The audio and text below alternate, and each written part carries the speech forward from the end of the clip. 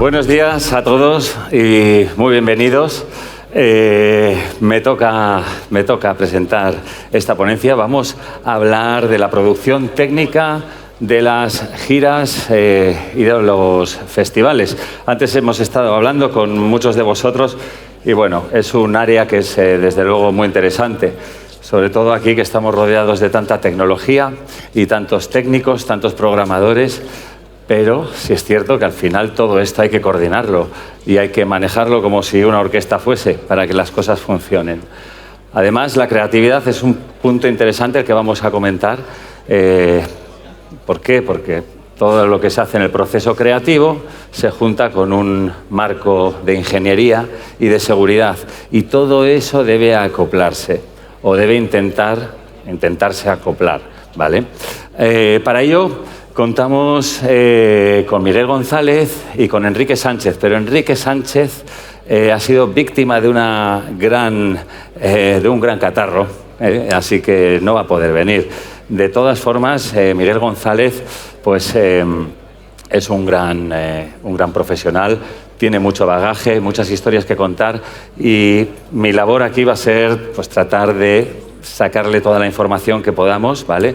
Os voy a invitar también a vosotros a que hagáis preguntas. Sentiros libres, tranquilos, pensar algo que os preocupe sobre la producción técnica y Miguel seguramente que os lo pueda responder, ¿vale?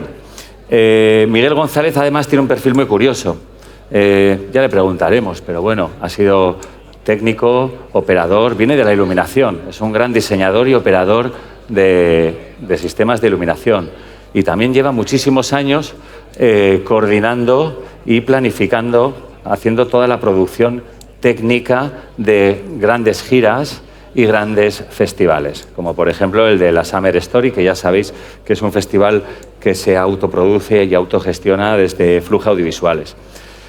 Miguel González además ha trabajado con Vetusta Morla, Marea, Andrés Suárez, Antonio Orozco, KCO, también muy recientemente, Amaral, Bunbury, Malú, no digo más nombres porque me voy a liar con los nombres, prefiero que lo cuente él, ¿vale?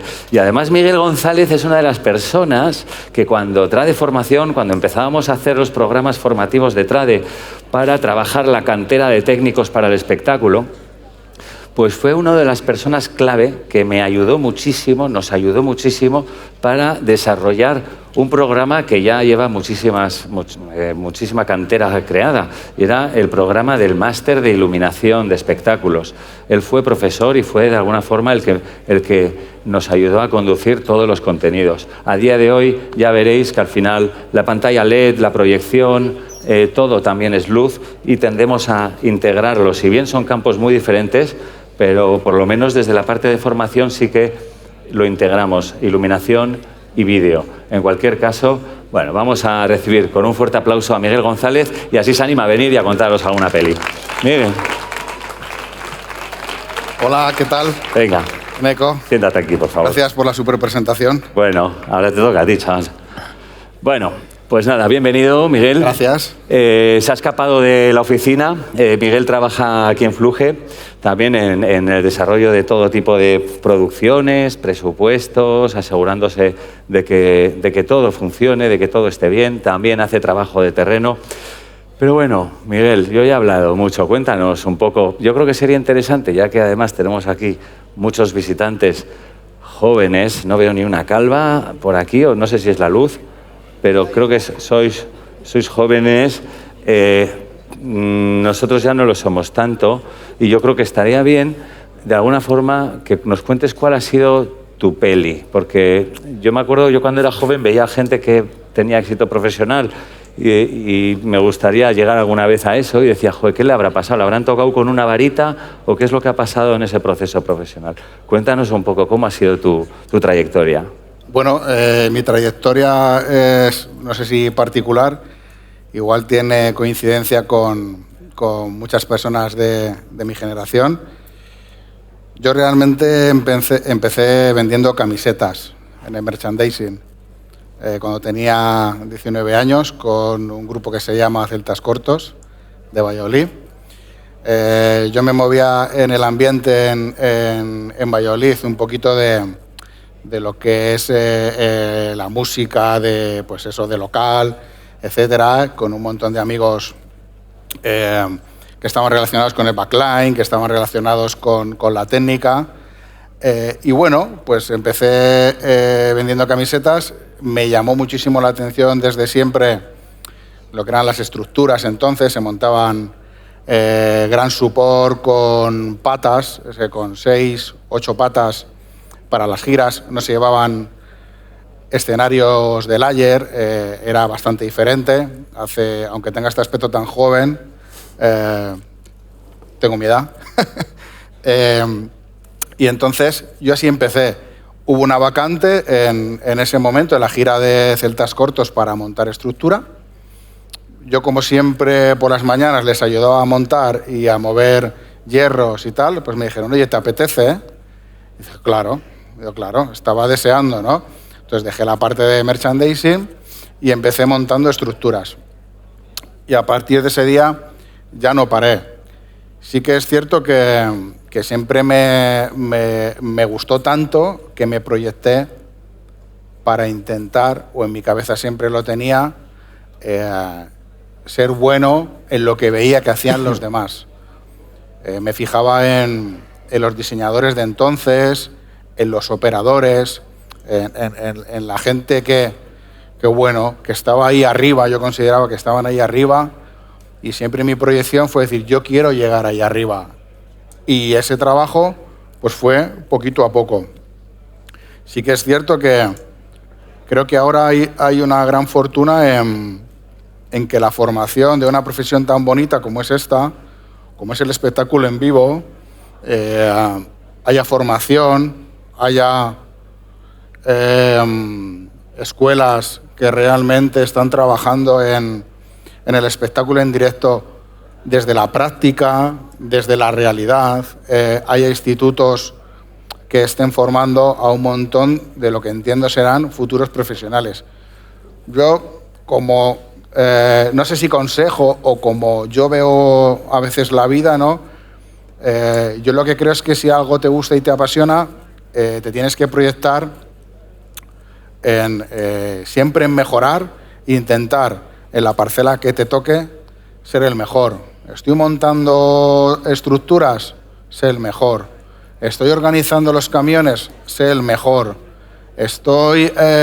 Porque eso siempre, y eso sí que os lo garantizo yo, siempre vas a ir creciendo y siempre se van abriendo puertas. Creo que a la gente que no se le abren las puertas realmente es a la persona que considera que hay cosas mejores, cosas peores, hay estatus, hay personas que valen más, personas que valen menos. En esta profesión, sin un equipo multidisciplinar de un montón de ámbitos, desde la persona que nos abre la puerta para entrar en camerinos, las personas que limpian los baños para que cuando vas al baño esté limpio, las personas que nos ayudan como auxiliares a cargar y descargar, las personas que producen, las personas que hacen hospitality, las personas que colocan las manzanas para cuando tienes hambre.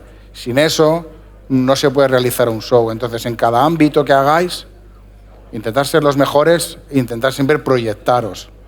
Proyectaros, evidentemente, a más, pero sobre todo a donde vosotros encontréis vuestro lugar, donde os sintáis cómodos, confortables, donde sintáis que eso que estáis haciendo es bueno y os sintáis cómodos, porque siempre vais a evolucionar. Cuando no se evoluciona es cuando estás haciendo algo que no sientes, que no forma parte de ti. Ahí es muy, muy difícil la evolución. Y yo ya os digo, yo empecé vendiendo camisetas, y luego he hecho un montón de cosas, he hecho un montón de giras, he diseñado para grandes artistas a nivel de venta de ticketing, porque luego catalogar por la venta si un artista es grande o pequeño me parecería un poquito grosero, ¿no?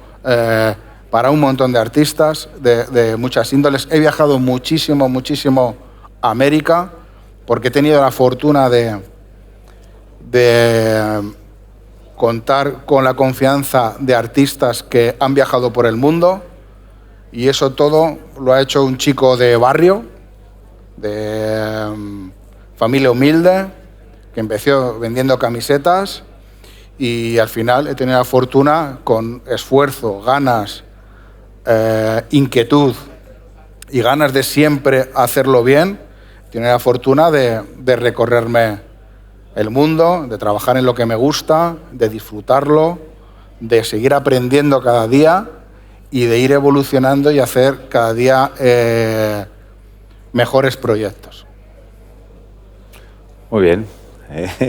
Me quedaba quizás el apunte de que sí es cierto que en esta profesión hay que intentar estar a la última. De hecho, me consta la empollada que te has pegado ahora con algún software y hardware de iluminación recientemente. O sea, ya que estás posicionado, ya estás cómodo, pero aún así sigues estudiando y sigues preparándote. Y una cosa alineada a eso, claro, es una profesión donde hay mucho desarrollo. Es una profesión en la que quizás entras como técnico de sonido o como técnico de iluminación, pero ayudando al montaje, después acabas programando, resulta que te haces especialista de un software y de un sistema y acabas también trabajando para la distribución de equipos, como aquí hay muchísimas. Aquí vais a estar viendo diferentes marcas. Esas marcas están de alguna forma encabezadas por gente que son técnicos buenísimos y con mucha experiencia en sus espaldas. Y además que no solamente venden equipo, no, enseñan a utilizarlo, colaboran en el desarrollo. Es decir, que tú puedes ser desde técnico de iluminación a trabajar en la producción técnica o desarrollar proyectos o distribuir equipos o trabajar en la implementación tecnológica. Es decir, que hay mucho camino, yo creo que aquí profesional, y tú eres un ejemplo de ello. Bueno, como bien dices, y al hilo de lo que has expuesto, claro, la formación es la fortuna de que esta profesión se haya implementado y haya una formación específica relacionada con el ámbito del espectáculo en directo, de lo que son los directos, que realmente mi generación... nosotros al final hemos sido muy autodidactas y el ser autodidacta tiene cierto mérito, pero yo con honestidad he de decir que me hubiera encantado haber hecho una formación específica, haber crecido incluso un poquito más rápido, haber tenido una base técnica que era entonces muy difícil porque todo era autodidacta, todo tenías que buscar.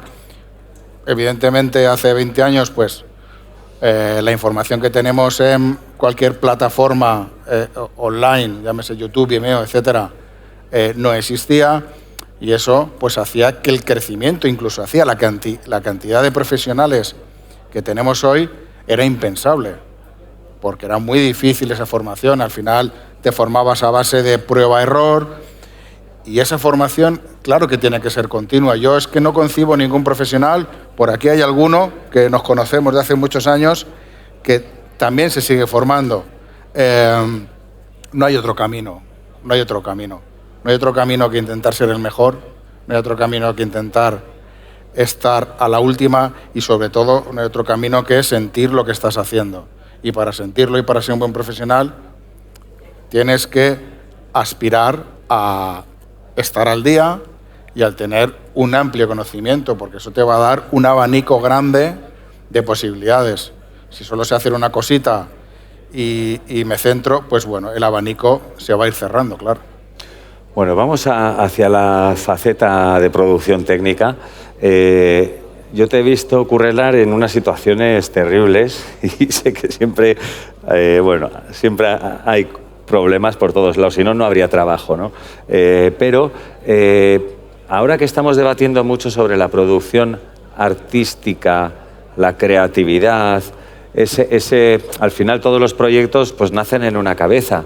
Alguien tiene una idea de hacer algo, una fiesta, una gira, un concepto, un evento con algo, pero esa creatividad al final se topa de frente con la realidad que hace si eso es viable o no es viable.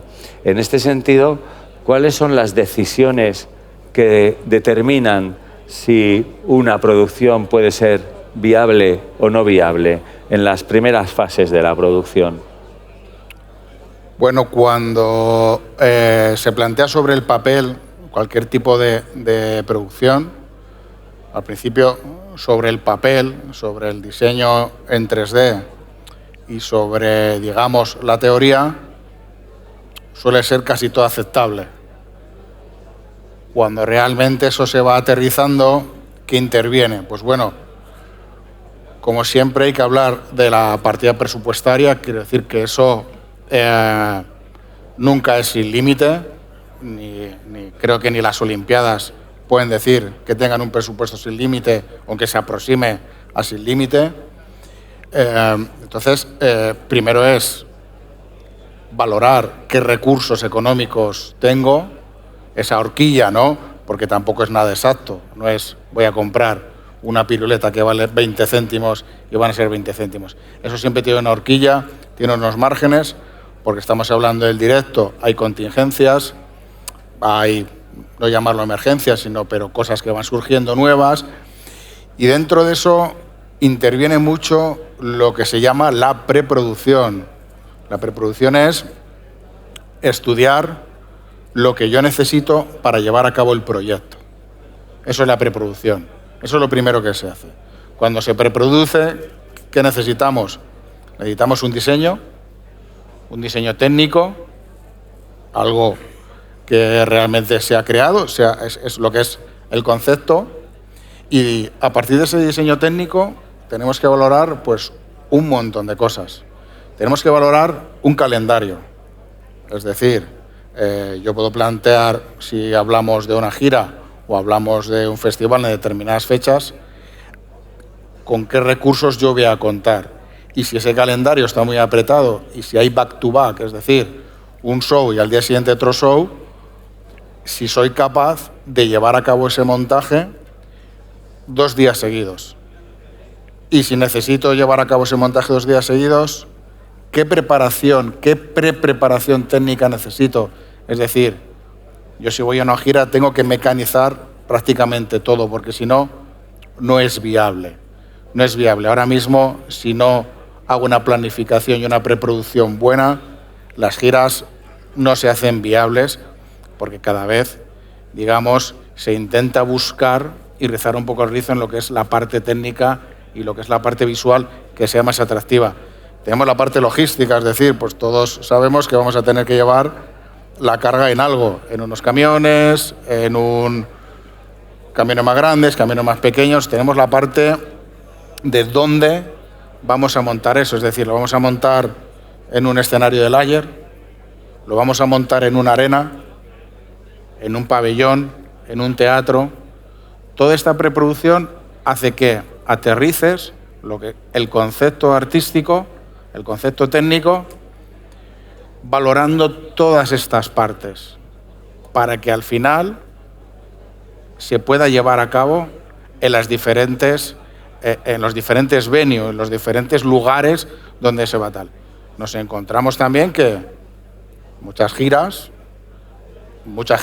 o me atrevo a decirte el 90%, tienen formatos, es decir, yo no puedo diseñar igual para una arena que para un teatro que para un estadio. Pero ¿qué sucede? Que realmente también como productor, como diseñador, que son 2 facetas diferentes, yo como diseñador tengo que ser capaz de mantener el espíritu de la gira y del desarrollo que se ha creado en un estadio, en un teatro y en una arena.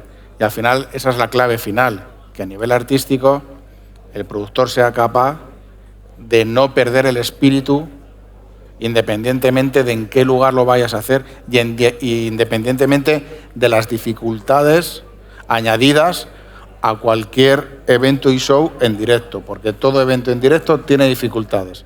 Nosotros, si producimos, no podemos controlar el aire, ni el agua, ni el pinchazo de un camión, ni la enfermedad de unos técnicos, ni tantas y tantas cosas. No lo podemos controlar. Lo que sí que podemos hacer es intentar prever los problemas, y lo que sí que tenemos que hacer es dar solución a los problemas. Para eso un productor tiene que estar preparado. Muy bien. En cuanto a lo que dices, claro, Antes también, pues siempre me toca decir, cuando describes Fluge, ¿qué hace Fluge? Suele ser una pregunta curiosa. Y dices, bueno, pues sí, alquiler de equipos, pero claro, también implica la logística, también implica el diseño, la planificación, muchísimas áreas, ¿no?, que son las que estás apuntando, la preproducción. También eso es algo que, de hecho, lo has estado tú enseñando en el curso online de producción.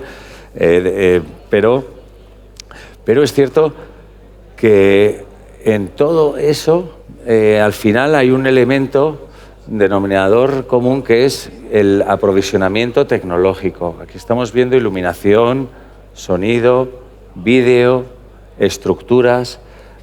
Tú, cuando estás trabajando en una planificación técnica, en una producción técnica, ¿qué es lo que esperas de la empresa proveedora de tecnología? ¿Hay errores comunes o soluciones habituales o algo que es lo que tú estás esperando de la empresa proveedora como productor? Yo lo que espero de cualquier empresa proveedora, y creo que lo puedo trasladar a cualquier compañero o a cualquier profesional, cualquier productor, es algo que es muy simple, que se llama confianza. O sea, cuando haces una producción, tú necesitas sentir confianza en tu proveedor. ¿Y qué es la confianza? Por un lado está en tener unos equipos necesarios, es decir, ¿cuáles son necesarios? Bueno, pues dependiendo de tus necesidades. Evidentemente, una empresa como Fluge, digamos, por el tipo de formato, el tipo de empresa, que es la empresa más grande que hay en el sector ahora mismo a nivel nacional, el tipo de giras, eventos, etcétera, que hace, son muy grandes, también los hace más pequeños, pero sí que es verdad que representan muchas veces el show que se hace en el estadio, el show de las grandes giras, de los grandes festivales, ¿no? Pero creo que es tan sencillo como la confianza. Yo tengo que tener confianza en que si tengo un problema, Fluge me lo va a resolver. Y eso es oro. Eso es lo más importante. Pero es lo más importante en una empresa proveedora o en el equipo que tú tienes de producción. Es decir, si yo trabajo con, no soy un ayudante, un segundo de producción, o trabajo con mi técnico de confianza de luces o con mi técnico de confianza de sonido, al final, ¿qué esperas de él? Confianza plena. Y esperas que cuando haya un problema te ayude. En lo fácil, no, cualquiera vale. Realmente, cuando se demuestra, es en los momentos difíciles, cuando tengo un problema, cuando me ha caído una tormenta y se me ha mojado todo el equipo, cuando estoy a punto de poder cancelar, porque ahí es cuando se demuestra la confianza en la empresa. Si tengo una contingencia, que me ayuden. Si se me estropea un camión y no me llega el equipo, que enseguida tengan la respuesta para darme solución. Creo que es lo principal. Muy bien. Luego, claro, estamos hablando de problemas y al final de ajustes. Tú, cuando tienes una propuesta creativa, una propuesta de producción, de lo que se propone al principio a lo que se ejecuta al final, ahí hay todo un camino de adaptaciones, de cambios, de cancelaciones, me imagino, atendiendo a los procesos de logística, disponibilidad de equipos, accidentes de cualquier tipo. ¿Cómo gestionas eso? ¿Son decisiones que al final recaen exclusivamente en ti? ¿Son un gran problema de gestionar? ¿Se intenta mantener sí o sí el diseño original para la experiencia del público? ¿O es común tener cambios y adaptaciones? Yo creo que, por un lado, cualquier persona que produzca cualquier tipo de evento, grande o pequeño, lo que sí que es fundamental es tener un equipo. Yo no creo que nadie pueda tomar unas decisiones unilaterales relacionadas con la técnica, relacionadas con un show. Puede tener que tomar la última decisión o puede tener que tomar decisiones complejas derivadas de situaciones muy complejas. Pero las decisiones, evidentemente, hay que tomarlas en un consenso con tu equipo, que es fundamental. Tener un buen equipo de unas personas profesionales que estén a la altura de los proyectos que estás haciendo. Pero importante el equipo. Ahora, de un concepto inicial a un concepto final, pues depende, realmente depende.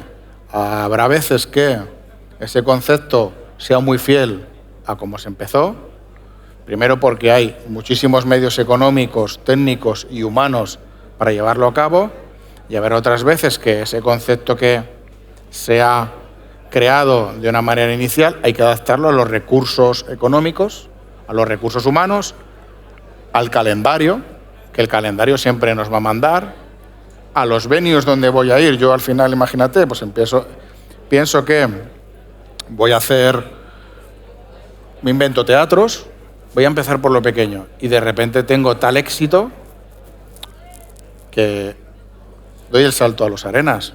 Claro, conceptualmente tengo que hacerlo crecer. Lo que sí que creo que todos intentamos cuando diseñamos, y creo que el artista intenta también, y todo el mundo se esfuerza y rema en ese camino, es que el espíritu con el que se ha creado un show se mantenga. Creo que es lo fundamental. Creo que no se puede perder, si yo tengo un concepto artístico que estoy mostrando en un teatro, yo no lo puedo perder en una arena.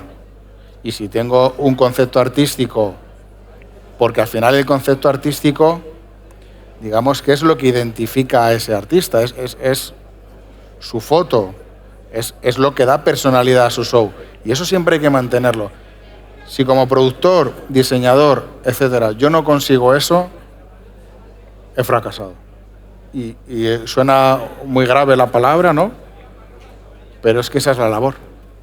Has dicho una palabra que me encanta, que además es muy transformadora. ¿Se vive a base del éxito o a veces también del fracaso en la producción? Bueno, yo voy a hablar de mi experiencia particular.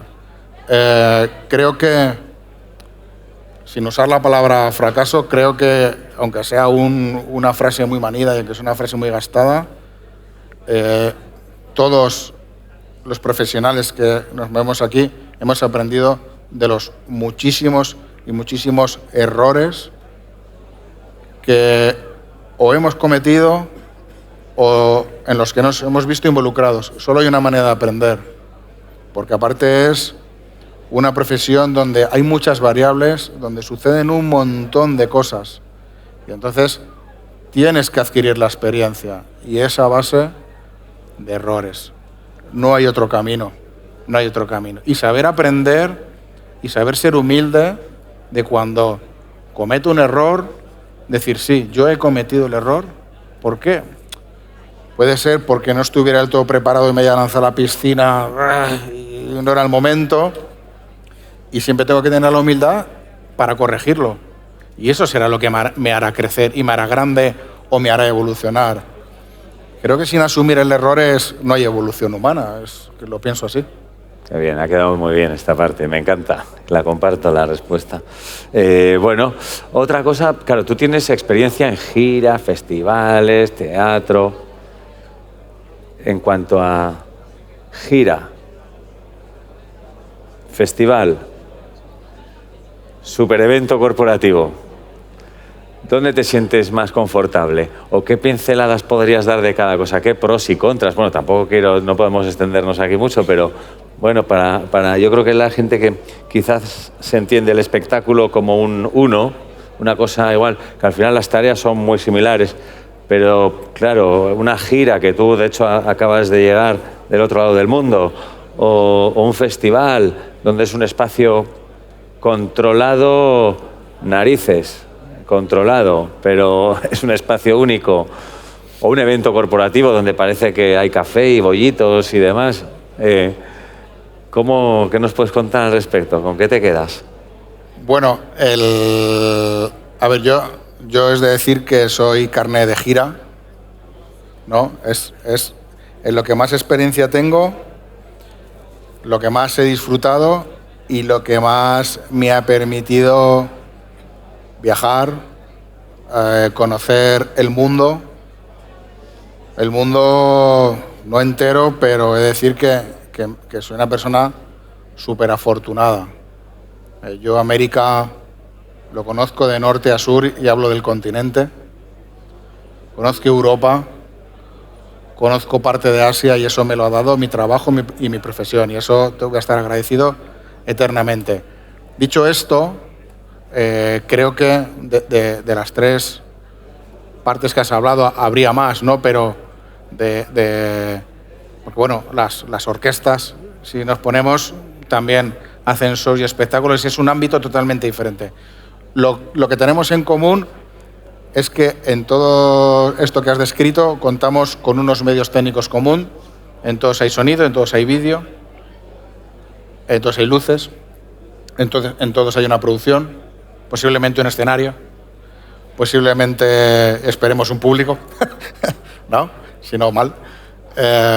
Todo tiene en común. Ahora bien, vamos a hablar del espíritu de lo que es. Una cosa es un artista donde él, digamos, abre su alma en un escenario y muestra su arte a nivel musical, y por otra parte necesita que ese arte que está mostrando vaya acompañado de un concepto artístico. Necesitas a eso darle alma y darle personalidad, y eso necesita que todo eso, ese conjunto, transmita lo que tú quieres cuando estás transmitiendo tu arte, ¿no? Eso se basa en esto, la gira. O sea, necesitas que eso tenga alma, así como suena. Yo voy a ver a Sara Baras y nadie puede concebir en esta sala que un espectáculo de Sara Baras no vaya acompañado de una gran iluminación acompasada, que me transmita los parones, el baile, ese cenital que cae cuando hace pam, pam, ¿no? Todo eso, ¿no? Nadie lo puede concebir. Eso es el alma de ese show. Y ya no es la cantidad o no, es la calidad. Es que eso tiene que tener alma, tiene que transmitir. Eso es lo que intentamos al final todos los profesionales vinculados. Y creo que al final se trata de eso, de que en las giras, vayas donde vayas, ese show tenga alma. Si eso no se consigue cuando se diseña, cuando se actúa, claro, hay fallo, ¿no? O sea, porque si tú vas a ver un show sin alma, que no transmite, no acompaña las luces con lo que está pasando, no acompaña el vídeo, no acompaña la realización, pierde todo el sentido. Entonces, eso tiene que tener un sentido y es súper importante. Aunque los medios sean los mismos, el festival, aunque también los artistas que van y los artistas que están en los diferentes escenarios, en un escenario, en dos, en tres, en los que sean, los festivales al final tienen un concepto, es decir, el propio festival tiene un concepto, es un festival, digamos, de electrónica, de rock, conceptualmente la música es la que manda, pero es un festival indie, es un festival, no sé, podemos nombrar Mad Cool, internacional, donde hay artistas grandes internacionales. El artista, lo mismo. ¿Qué sucede? Que yo tengo que adaptar el alma de cada artista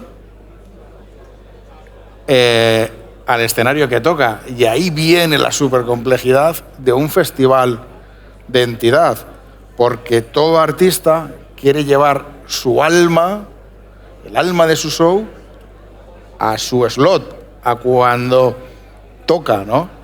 Y ahí viene el reto del festival. Aparte de que un festival, cuando empiezas de cero, pues tiene todas unas infraestructuras, tiene una complejidad de flujo de personas, pero que eso lo podemos desarrollar más adelante. Pero realmente para mí la complejidad del festival es ese alma en cada escenario. Yeah. Es lo que lo hace muy difícil. Y un gran evento corporativo es muy diferente, porque al final ahí lo que hay es un cliente apostando por tu producción y por la técnica para, digamos, transmitir lo que hace una determinada empresa, y necesita de toda esta tecnología para que tú le ayudes a transmitir una idea. Los hay más espectaculares, menos espectaculares, pero es diferente. Ahí no cuenta tanto el arte, ni el alma, ni tiene un espíritu tan creativo. Ahí lo que tiene es perfección, sincronización, y no, digamos, es creo que el lugar donde menos permitido está el fallo. Me parece muy interesante ese punto de relación entre artista y escenario, ¿no? En gira se hace el escenario para acompañar al artista y en el festival el artista se tiene que amoldar al escenario. Y eso en la parte quizás creativa, pero también yo te he visto a ti y a tu equipo, por ejemplo, en el Summer Story, que parece eso un bike park. O sea, estáis no sé cuántos tíos andando en bicis eléctricas de lado a lado, porque al mismo tiempo estáis teniendo 4 artistas de primer orden representando su show al mismo tiempo. ¿Cómo se gestiona eso? O sea, tú eres muy bueno, pero tú no puedes... ¿Cómo te apañas para controlar un festival como la Summer Story con 40.000 personas por ahí, seguridad, policía, escenarios, backliners, luces, pantallas de vídeo por todos lados? ¿Cómo sobrevives? ¿Qué es lo que haces?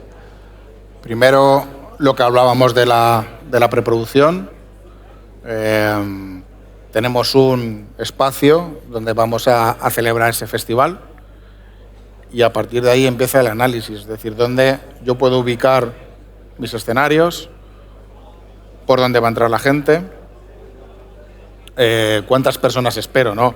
Eso siempre nos gustaría que fuera el máximo, pero tienes más o menos que hacer una orientación. A partir de dónde se va a celebrar, los escenarios que voy a montar, el flujo de personas que espero, la contratación, el booking, ¿no? Los artistas que voy a tener y esa preproducción que hago donde construyo todos los elementos necesarios y dimensiono tanto maquinaria, personal, hospitality, infraestructuras, corriente, vallado que tiene que ver con las infraestructuras, cantidad de layer que voy a montar, escenario al aire libre, escenario cubierto, ¿no? Luego son todo valoraciones. Bueno, todo esto lo que quiero decir es que sin un super equipo da igual el trabajo que hagas, no lo vas a conseguir. Si eres bueno como si no eres bueno. O sea, el equipo al final es lo que va a hacer que eso sea un éxito. Tu equipo. Y te tienes que rodear de los mejores. Y si son mejor que tú, todavía mejor. Tú me imagino que tienes un key staff, un staff clave. ¿Qué equipo es el equipo ideal para ti? ¿Qué personas configuran tu equipo ideal? Yo mi equipo, un equipo digamos estándar, un equipo que yo considere que creo que voy a estar cómodo y seguro, yo lo voy a describir de la siguiente manera, ¿no? Una mano derecha que sea capaz de asumir las mismas decisiones que tú y que tenga prácticamente la misma capacidad, simplemente que, bueno, esa persona realmente la última decisión probablemente no la tome y la tenga que asumir el productor, tu mano derecha. A partir de ahí, en la escala, que todos al final son parte de tu equipo, y yo siempre considero que todos tenemos que estar integrados, tienes que tener una persona que se ocupe de las infras, una persona manitas, capaz de visualizar cuántas personas tiene y necesita. Tiene que tener unos conocimientos amplios, un poquito de electricidad, un poquito de ser manitas de esto, un poquito de fontanería. Pero claro, aquí en los festivales, al final, tienes que saber de todo. Entonces, esa persona es muy importante. El responsable de infras, para mí, tiene una labor...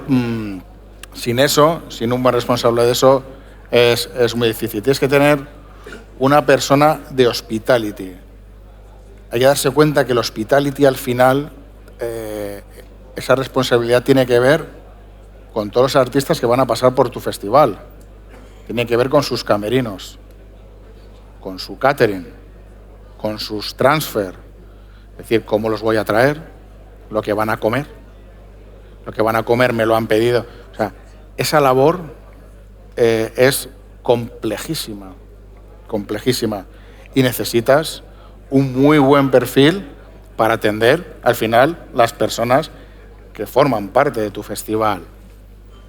Necesitas un muy buen director técnico, es decir, una persona con un conocimiento amplio, una persona que sepa lo que se enfrenta, que sepa dimensionar todas las necesidades técnicas y que sepa dimensionar qué necesita para llevarlas a cabo. Súper importante, súper importante. Necesitas un jefe de seguridad, fundamental. Una persona que sepa manejar flujos de personas, saber los puestos que yo necesito de seguridad, saber dónde cortar, dónde no cortar, cómo redirigir el tráfico en el parking, cómo ayudar a los cuerpos y seguridad del Estado, cómo ayudar a la Guardia Civil, a la Policía Nacional, a la demarcación de carreteras, que luego, claro, el desarrollo es muy extenso y muy largo realmente. Todo eso, no sé si me quedó alguien en el camino, bueno, y a partir del equipo realmente necesitas luego unos subtenientes, si lo queremos llamar, donde se vaya ejecutando. Yo al final siempre asigno las tareas a determinadas personas, es decir, mi jefe de infras tiene a su equipito, mi segundo tiene a su equipito, el jefe de seguridad tiene a su equipo, pero digamos que esas son para mí las cabezas visibles. Todas, sin esto es imposible hacer ningún tipo de proyecto de determinada índole, es imposible.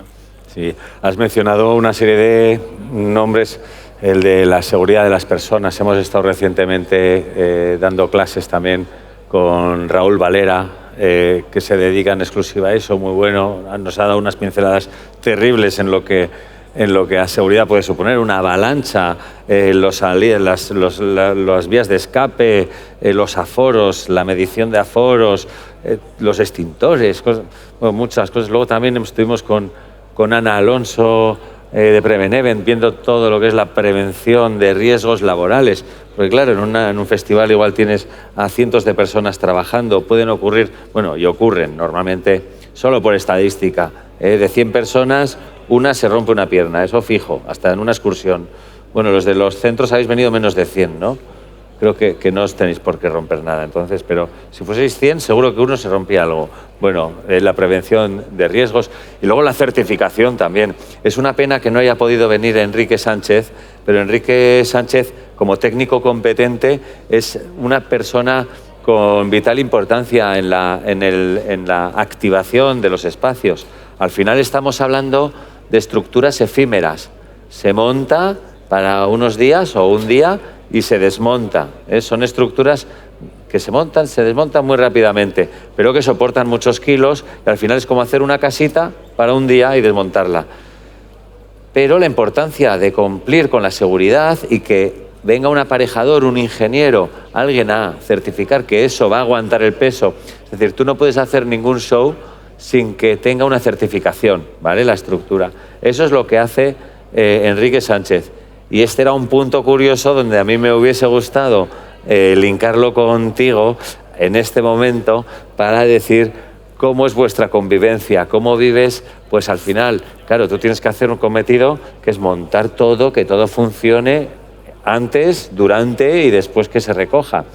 Pero luego igual todo lo que son prevención de riesgos, seguridad en el evento, certificación del espacio, la convivencia es como, guau, ya viene este pesado, o sois amiguetes, hay una comunicación fluida, trabajáis juntos. ¿Cómo es eso? Porque eso es fundamental, ¿no? Al final, el llevar a cabo esas indicaciones que nos vienen impuestas por reales decretos y por bueno, la oficialidad de todo y seguridad.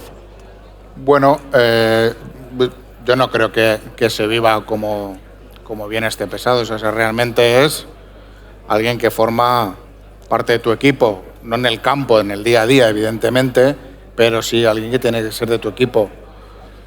Es la persona, o las personas junto con su gente, que van a permitir que tú puedas abrir el festival o que tu show se pueda llevar a cabo. Es así de simple y de crudo.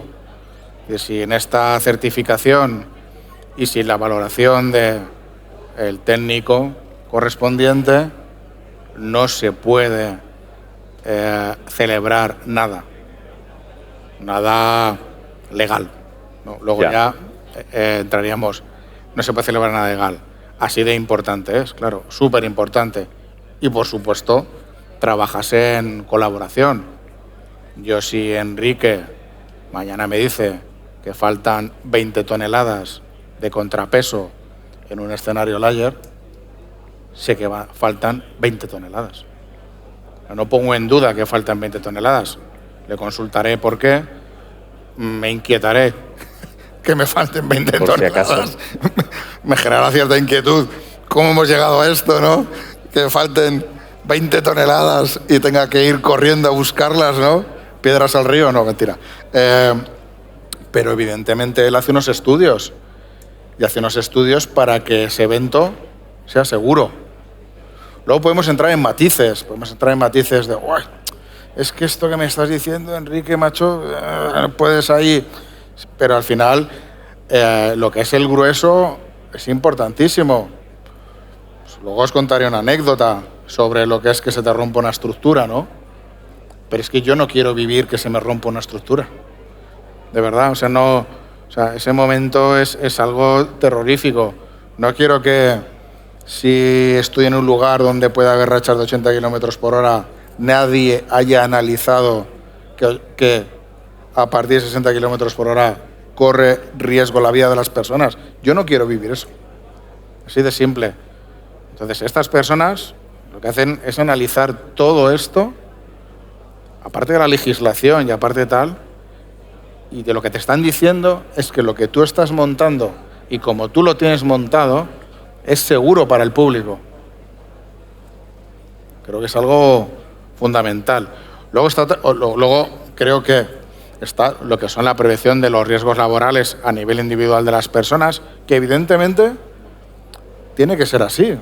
Yo creo que todos tenemos que aspirar a ser profesionales, tenemos que aspirar a estar formados, tenemos que aspirar a ser los mejores en nuestro trabajo y evidentemente también hay que aspirar a que en nuestro puesto de trabajo no tengamos un riesgo de lesión o un riesgo de muerte.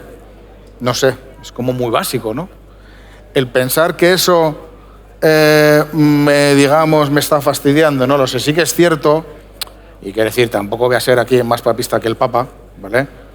Sí que es cierto que quizás cuando estás trabajando al sol, cuando estás cansado, cuando llevas ahí 8 horas en determinadas circunstancias que son muy pesadas, que no sé qué, el ponerte el chalequito, el guantecito, te toque un poco las pelotas. Bajas la guardia. Vale, y bajes la guardia, se entiende. Y yo soy el primero que entiendo que dices, claro, igual que digo eso, digo que entiendo que te lo tengas que poner, porque es parte de tu integridad física. Entonces, ¿por qué lo vamos a debatir? No tiene debate, ¿no? Yo quiero volver a casa y echarme una cervecita y un bocata. Entonces, ayúdame, ¿no? Sí. Yo creo que sí, que se ha evolucionado mucho, ha avanzado mucho y es necesario. Al final hay accidentes, hay muchísima gente trabajando y como en todas las profesiones hay accidentes graves, menos graves, y tiene que haber entidades que de alguna forma recomienden cuáles son los pasos, pues como con el coche, ¿no? Aunque te guste ir a 200 por hora, pues quizás hay alguien que si te pillan te dice, mira, es que a 200 no puedes controlar el coche. Creo que es muy buena comparación, exactamente. Creo que, bueno, pues lo que tú piensas y lo que tal, hay que fiarse. Son personas, son técnicos que, digamos, han estudiado los riesgos de tu trabajo y también digo, pues a veces se equivocarán o a veces ese estudio técnico que han hecho no será perfecto. Lo que hay que entender también es que las cosas mejoran las cosas evolucionan, todos nosotros evolucionamos y a veces nada es perfecto, pero desde esa imperfección hay que entender, y vuelvo a repetir lo que dije antes, la humildad, la conciencia, el ser proactivo para decir, bueno, no es perfecto, bien, vamos a ver cómo entre todos mejoramos esto que me complica la vida, qué márgenes tengo de mejora. Creo que se trata, porque esta industria, que es muy joven, por cierto, que es una industria muy joven, menos nosotros, como nosotros, evidentemente, esta industria sigue en una constante evolución y en una constante mejora.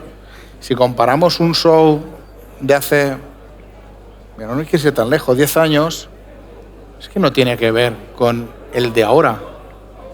Es que es una constante evolución y como tal también evolucionan los riesgos laborales, también evolucionan los técnicos, también evolucionan los escenarios. Y como algo vivo y algo que está en constante crecimiento, hay que entenderlo. Y hay que entender que a veces las cosas pueden no ser perfectas, pero también estamos nosotros, no solo para mirar el fallo. Te pierdes lo bueno buscando el error, te pierdes lo mejor, dice Casey, ¿no? Pues esa frase es real. No busques solo el error. También busca cómo mejoro, cómo hago para que esto, que pienso que esto es lo que hacen los diseñadores, los productores, las empresas proveedoras, fluye todo el día. Y algunas veces no te sale, ¿no? Pero es una constante evolución. Sí, aquí hay una constante conversación siempre de chascarrillo habitualmente, que yo creo que es fruto de la nostalgia, pero siempre decimos que, joder, antes se trabajaba mejor.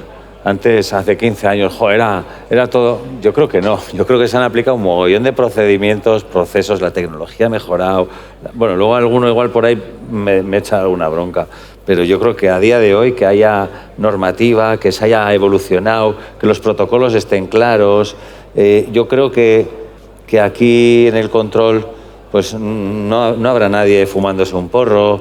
En el backstage ya os digo yo que hay café, Coca-Cola y unos croissants. Todas esas cosas han ido evolucionando, han ido mejorando y también pues hay muchas recomendaciones. Y además recomendaciones que se han llevado a Real Decreto. Las cosas cuando van a Real Decreto es que se hacen oficiales y que son obligatorias. Y todo eso yo creo que ha mejorado. Otra de las cosas que también ha evolucionado es también el impacto climático. Tampoco nos vamos a hacer aquí, nos vamos a poner a hacer una tesis del clima, pero sí es cierto que yo lo he vivido y tú también, pero sobre todo en Madrid concretamente, cuando nos acercamos al verano, pues ahora empieza una cosa que se llama ciclogénesis explosiva. Seguro que lo habéis oído vosotros alguna vez. Nosotros creo que cuando teníamos 20 años no lo habíamos oído en la vida. Había borrasca, ¿no? O anticiclón. Pero bueno, ahí las inclemencias climáticas están empezando a azotar fuertemente en muchas producciones. ¿Nos puedes contar quizás alguna anécdota en este sentido? ¿Alguna vez el clima ha afectado a tu trabajo o a tu forma de tener que reaccionar? Bueno, el clima, que es algo incontrolable a todos los niveles. Tú puedes encontrarte que has hecho un trabajo con un esfuerzo titánico, que has puesto todo el cariño, todo el amor, que hay, no sé, más de 100 personas implicadas en esa ejecución. Y de repente, pues bueno, no sé si por una ciclogénesis explosiva, por un monzón o por tal, pues que realmente ese espectáculo se vaya a la mierda. Así de, ¿no? de crudo y grosero. Yo lo más duro que he vivido en mi vida, y digo duro, no sé, tendría muchos adjetivos. Perdona, Miguel, tenemos que animarles a que sigan en esto, ¿eh? O sea, no... La idea no es que... Pero esto que voy a contar incluso es exótico, me atrevo. Bueno, venga, va. O sea, es exótico. Yo viví un show fuera de España donde estuvimos 2 días montándolo para Enrique Bunbury en un estadio. Y realmente, bueno, se hizo una producción, había unos medios técnicos, la preproducción yo creo que no era la mejor del mundo. Y bueno, después de 2 días montando, empezamos a mirar al techo y entonces veíamos que la estructura se abría. Hostia. Y cuanto más nos acercábamos y hacíamos fotos y ampliábamos y tal, realmente la estructura, lo que es una estructura en el supor de patas, estaba sujeta por las garras de un aparato justo en el medio. Era lo único que sujetaba que eso colapsara totalmente, ¿no? Esto estamos hablando el día del show. Pálidos, todos mirando hacia arriba. Y dijimos, esto va a colapsar. No, pues no pasa nada. Sí, va a colapsar. Claro, al final el que está al otro lado dice, bueno, hombre, esto lo hemos montado 100 veces. Pero nunca nos ha pasado nada. Bueno, colapsó. Colapsó. Sí, se partió. Y se cayó todo el equipo. Se partió, se cayó, se quedó tal. Entonces, estamos hablando de un show donde había como 35.000 personas en los aledaños. Nos rodeó el ejército, porque, claro, 35.000 personas era una localidad muy pequeñita y entonces no había, digamos, ni infraestructuras ni medios para que esas personas pudieran comer, dormir o lo que fuera. Bueno, pues con todo esto colapsado, tirado en el suelo, la producción, nos reunimos todos, los técnicos, todos, decimos, chicos, esto hay que tirarlo para adelante, ¿vale? Es una frase que a nosotros siempre nos arenga, show must go on, ¿no? O sea, el show debe continuar siempre. Y bueno, estamos aquí, total, tampoco tenemos dónde ir. Y al día siguiente, después de... no dormimos, evidentemente, vienen materiales, retales de todas las provincias de alrededor. Retales, hablo de retales, ¿vale? O sea, otros de aquí, uno tal, un foco de allá. Bueno, mientras más o menos salváramos, dijimos, bueno, esto sale, ¿no? Con todos esos retales conseguimos levantarlo, ¿vale? Y entonces, cuando está todo levantado y estamos contentos y nos chocábamos la mano de lo grandes que éramos, cayó un monzón. Como la estructura se había roto y era una estructura con techo que estaba cubierta, bueno, pues si cayó un monzón, pues más o menos libras. Un monzón, sin techo, sin nada, encima de las pantallas, de los instrumentos, de los equipos de sonido, de audio y tal. Con toda la gente en el estadio, dentro, más el ejército, un poquito nerviosete. Un poquito nerviosete por lo que fuera.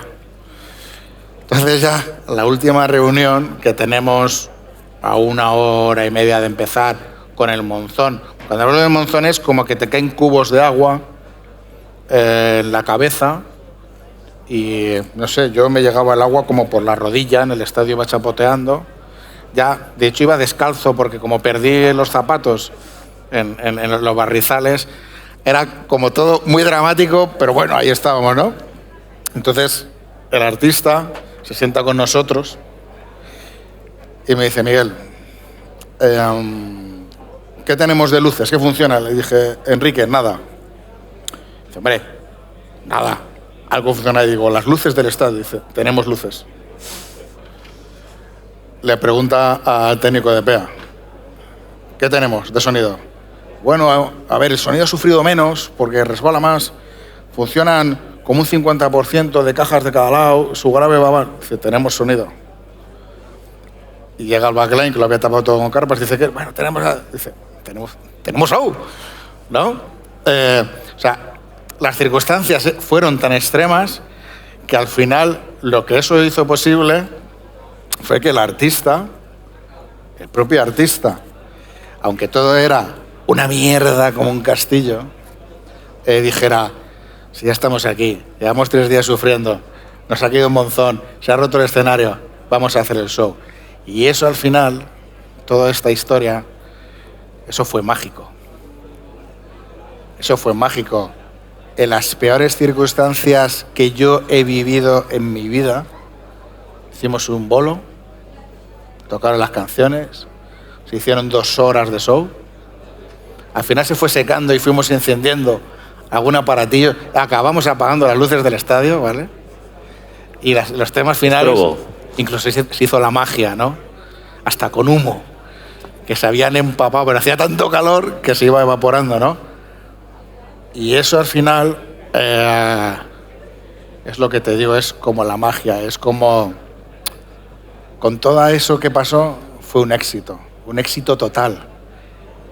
El de la nada más absoluta, con las complicaciones más rocambolescas, más extrañas y más tal, se hizo el show. Y otra, porque nos están viendo desde Latinoamérica, tenemos también muchos compañeros allá, muchos grandes profesionales, hay mucha industria también. Los estándares de trabajo, o tú cuando afrontas una gira en Latinoamérica, ¿tienes algunas precauciones extraordinarias que tienes en cuenta o se abren otro tipo de problemas o amenazas cuando estás allí? Lo digo porque, claro, tienes que reaccionar. No puedes tirar siempre de luces del estadio. No, a ver, esta anécdota es una anécdota súper extraordinaria de algo que, como yo creo en cualquier carrera, se vive súper extraordinario. Fue algo que se dieron todos los elementos para el desastre y aún así se hizo el vuelo. A ver, en Latinoamérica hay que entender que Latinoamérica es un continente gigantesco, hay muchos países, y yo he de decir que los shows más importantes en los que yo he estado en mi carrera profesional los he vivido en Latinoamérica. Ellos tienen un nivel espectacular. México es un país que hace el Vive Latino Mexicano, es un evento donde hay 75.000 personas por día. Toma. Su día a día es estadios de 70.000 personas en la Ciudad de México para artistas como Beyoncé, Roger Waters, tal.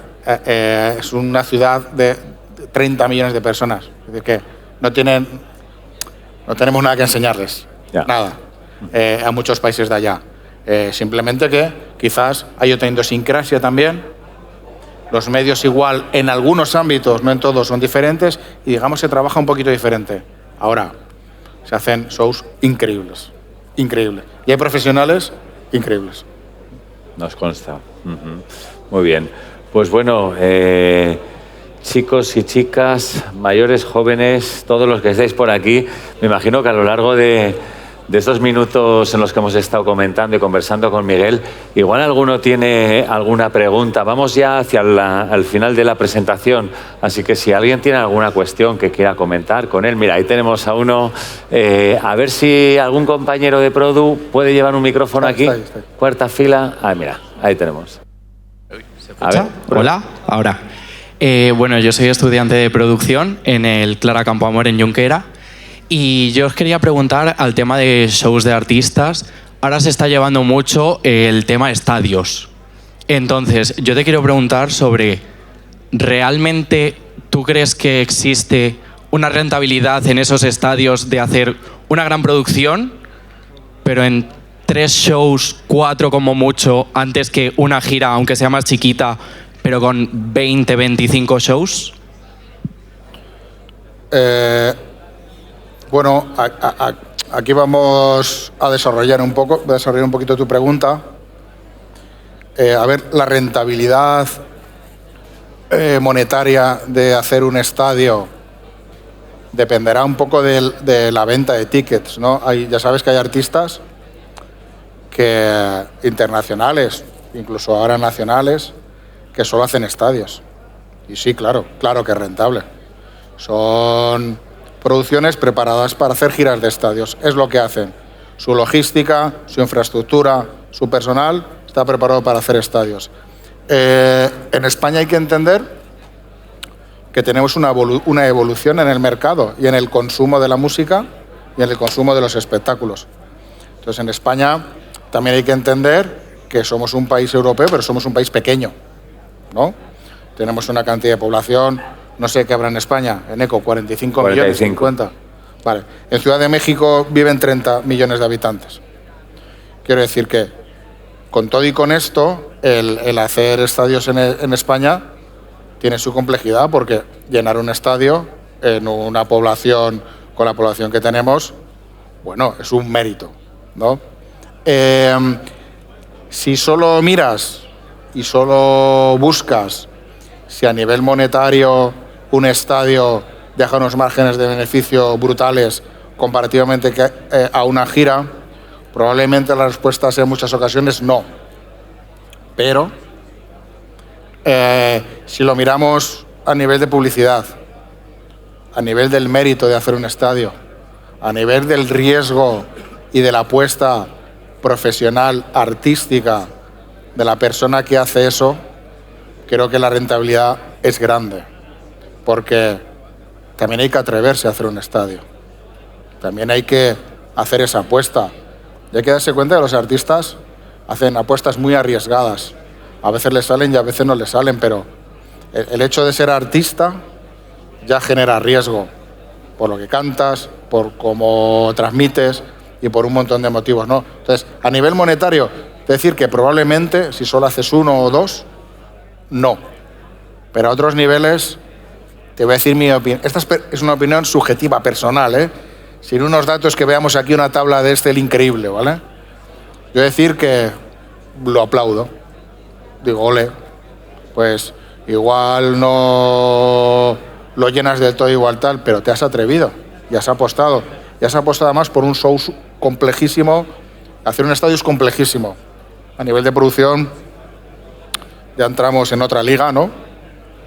En las altas ligas, la Champions League de los shows en vivo, pero también hay que premiar eso, y eso tiene premios siempre. Si yo soy capaz de eso, ¿no? Entonces, es una pregunta entre el arte, es una respuesta entre el arte, el dinero y tal. Bueno, ahí te diría que no todo es dinero. Pues eso era, muchas gracias. ¿Alguien más? ¿Algún atrevido, atrevida? Mira, aquí tenemos dos. Venga, vamos. Que nos quedan 2 minutitos, ¿eh? Que tenemos gente ahí cola. Buenas, ¿qué tal? Bueno, lo primero comentar que yo también soy montador de layer, o he estado un par de años montando layer. He montado también a celdas cortos, por ejemplo. Y me gustaría también hacer un poco de hincapié en el tema del layer, o en el grupo humano que hay en el layer, que se forma una piña muy, muy buena. Creo que la gente que monta layer es consciente y creo que es capaz de conseguir, por ejemplo, lo que tú en este caso has conseguido, porque es gente que trabaja mucho y muy bien. Y me gustaría preguntarte acerca de cómo se siente, o cómo sientes, hace años, entiendo, el montar el layer con compañeros a los que le estás dando tu vida prácticamente, porque se monta a mucha altura. Y la otra pregunta sería, no va a ser el 100% de la gente que estamos aquí, pero mucha gente va a tener que ser autodidacta. O por lo menos conseguir los proyectos que tiene en mente, va a tener que ser autodidacta. ¿Eso cómo lo podemos afrontar? Sí, quiero entender bien tu pregunta del layer. ¿Cuál es la pregunta exactamente sobre el layer?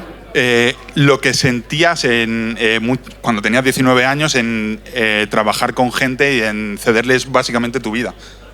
O sea, sé que es un trabajo de riesgo, al fin y al cabo. ¿Cómo trabajas cuando tienes 19 años en un caso así? Bueno, yo te hablo de mí, ¿no? Que cada uno imagino que lo vive. Para mí era emocionante cada día. Me sentía parte de una familia, me sentía parte de un todo. Es decir, yo desde siempre me sentía parte de, al final, el espectáculo final. Es decir, formas parte de algo. O sea, todo lo que tú haces tiene un objetivo final, que es un show. Y tú formas parte de ese show. Entonces, para mí siempre ha sido muy gratificante. El compañerismo, las fatigas, los días malos, los días buenos, pasar hambre, pasar sed, esa Coca-Cola que te bebes, que llevas no sé cuánto tiempo al calor, que te tomas de un trago y te sabe como que fuera la última de tu vida, ¿no? Todo eso hace que al final te sientas parte de una familia, de un todo. Al final este oficio hay mucha familia, mucha hermandad. Somos parte de un equipo, de un todo, para llevar a cabo un objetivo último, que es un show.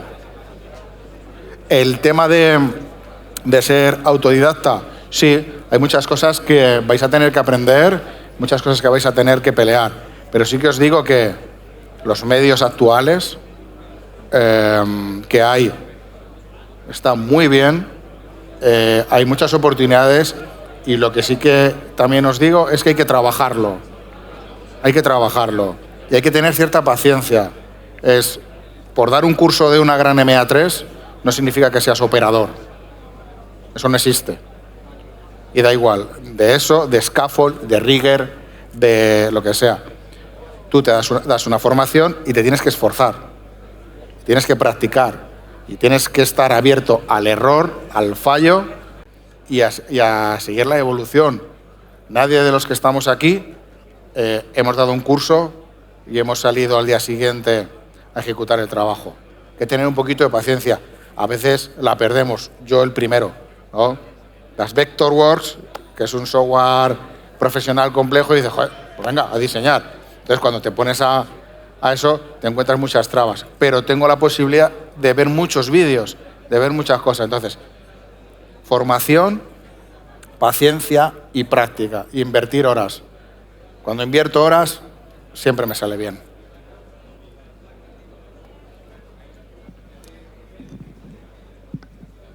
Run out of time.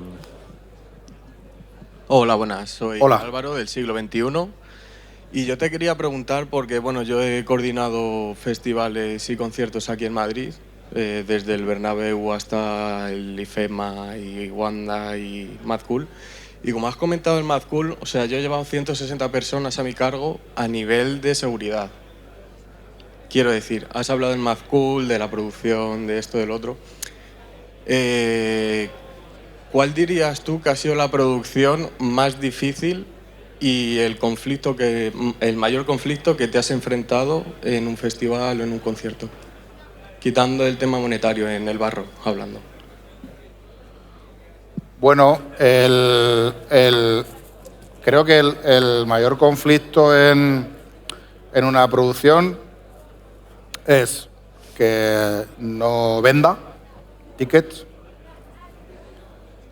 ¿Por qué? Porque a partir de ahí, con los medios que tú cuentas, en teoría, se tienen que reducir, ¿no? Creo que es el mayor problema de una producción. Si quitamos las inclemencias meteorológicas salvajes, que evidentemente te cancelan el evento y eso es un drama. O sea, yo cuando alguna vez he escuchado a algunas personas decir, lo cancela porque seguro que ha estado de fiesta. Os voy a decir una frase grosera, los cojones. Cuando se cancela un evento es dramático, porque hay muchas personas, como bien sabes, implicadas en eso. Hay muchos sueldos que pagar, hay muchas fianzas que has dado, hay muchos 50% en cada proveedor. Eso es muy difícil que se haga a la ligera. Dicho esto, creo que el mayor problema de un show es no vender.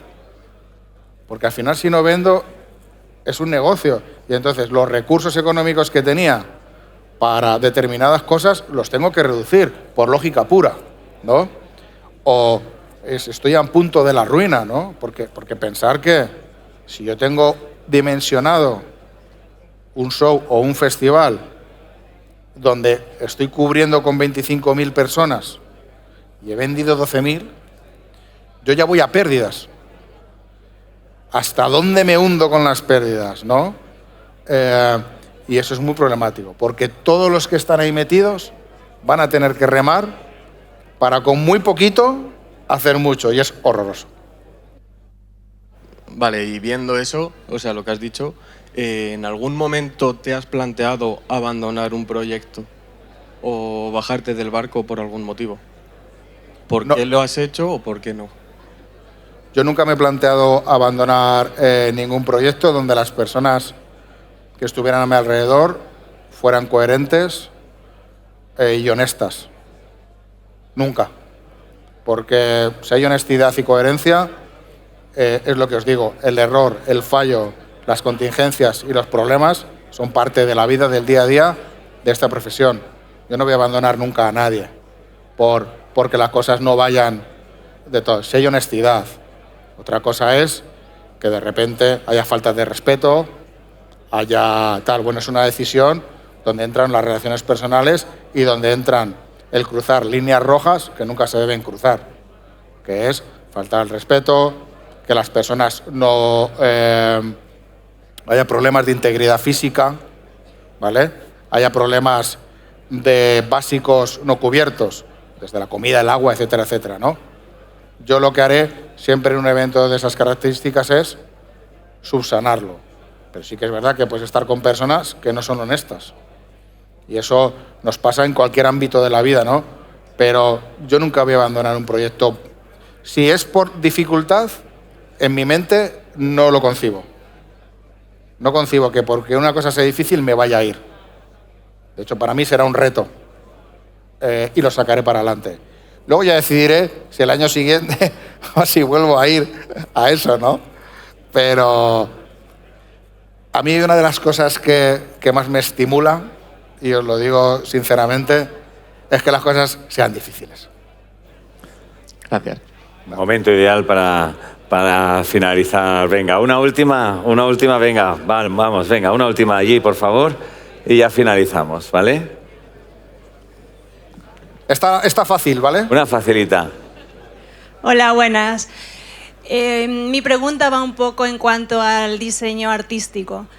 Cuando dices de encontrar el alma, ¿no?, de un artista, de un show, de un festival, ¿cómo lo haces? Aparte, obviamente, de estudiar toda su trayectoria, ¿dónde encuentras inspiración?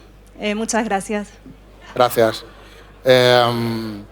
Bueno, creo que cualquier artista tiene una identidad siempre, ¿no? Y ha trabajado por esa identidad. Me da igual del ámbito musical o del ámbito que queramos. Todo artista, y por eso es artista, ha desarrollado algo que es único y que tiene identidad, ¿no? Entonces yo lo que tengo es que buscar cómo conectar con esa identidad y eso que le hace único a ese artista. Suena fácil y suena difícil, ¿no? Pero lo que tengo es que empaparme de cómo doy identidad a lo que él está transmitiendo. Cualquier artista que cante, baile es único y tengo que dar con ese punto donde todo lo que él vaya a transmitir le acompañe en el show. Fácil.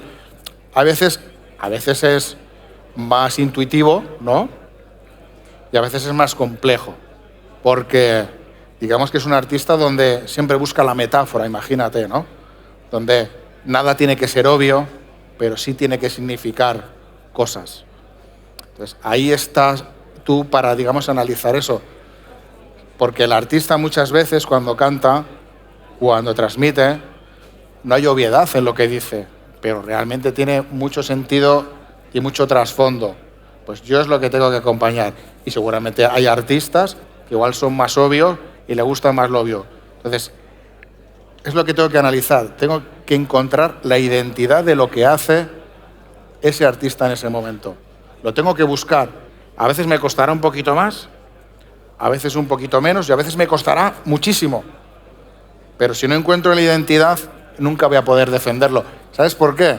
Porque yo algunas veces me he puesto a diseñar, crear cosas, y entonces ni yo me lo he creído. Y lo he mirado y digo, esto es una mierda. O sea, no tiene alma. O sea, con esto no vamos a ningún lado. Y lo he tirado, ¿no? Aunque técnicamente fuera increíble, con mogollón de elementos y tal. No, porque no tenía alma. Es que no, sabías que eso no iba a funcionar porque no encontrabas lo que conectara con esa persona que iba a defender. Porque subir a un escenario y defender el show es muy complejo. Entonces, tiene que sentirse arropado y sentir que lo que hay a su alrededor forma parte del todo. Si eso no lo siente, y si yo no lo siento que estoy detrás, eso es muy difícil defenderlo. Gracias. Bueno, pues muchísimas gracias, Miguel. Hemos visto que la producción técnica para giras y espectáculos pues es un equilibrio vivo, ¿no?, entre la propuesta artística, la tecnológica, la seguridad, el trabajo en equipo, ¿no? Y también hemos visto que se han desarrollado estándares que la industria avanza, y avanza sobre todo fruto de la comunicación, la experiencia, el error, y gente como tú hoy aquí y en la escuela, gente que comparte su experiencia en un contexto de mejora. Así que muchas gracias, muchas dobles gracias.